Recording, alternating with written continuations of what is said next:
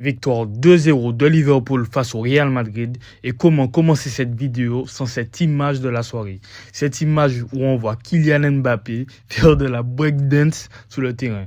Cette image est une illustration de la position actuelle du Real Madrid qui est à l'heure actuelle 25e au classement de la Ligue des Champions juste avant le PSG. Et je pense que même avec Vinicius ou Rodrigo, le Real Madrid n'aurait pas pu battre ce Liverpool.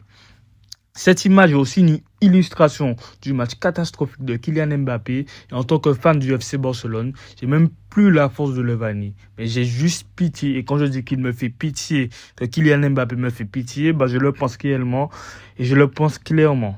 J'espère qu'après ce match, vous avez pu comprendre que la méforme de Kylian Mbappé n'est pas due à son positionnement sur le terrain. Qu'il joue ailier gauche ou non, ça ne change pas grand-chose. Mais sa méforme dure depuis qu'il est au PSG et les gens pensaient qu'avec l'absence de Vinicius ou Rodrigo, que tout irait bien pour lui. Ok, certes, lors de sa dernière saison au PSG, il marque plus de 50 buts. Mais quand tu regardes le contenu de ces matchs, c'est fade.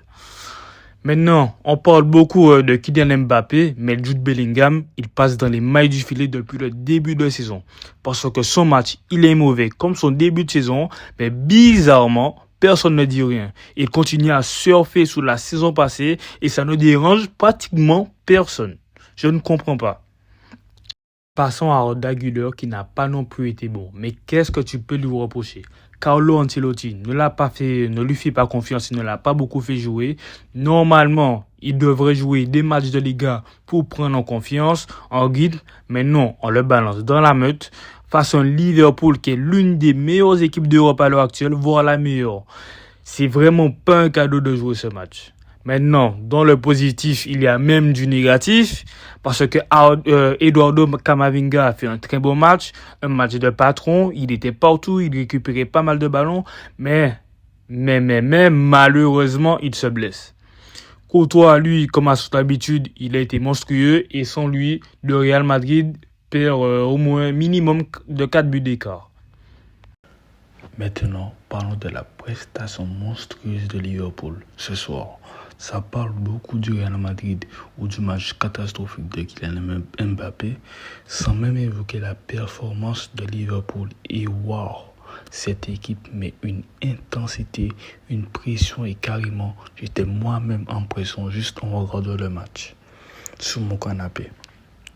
Là où nous avons un Real Madrid qui compte sur ses individualités, nous avons un collectif de Liverpool qui fonctionne bien quand il faut aller à 100 à l'heure. C'est terrifiant à quel point ça va vite. Et quand il faut poser le jeu avec un McAllister qui est d'ailleurs buteur ce soir, ils savent aussi le faire. Et à chaque fois qu'il y avait une perte de balle de Kylian Mbappé, il y avait directement un danger pour Liverpool. Je ne sais pas ce qu'a fait Mbappé au jour de Liverpool et surtout Conor Bradley, mais ils étaient en mission pour que Kylian Mbappé fasse un match cataclysmique. Heureusement pour le Real Madrid que Mohamed Salah et Luis Diaz n'étaient pas dans un grand soir parce que déjà ils ont pris l'eau, mais avec un Salah ou Diaz des grands soirs, le résultat aurait pu être terrible.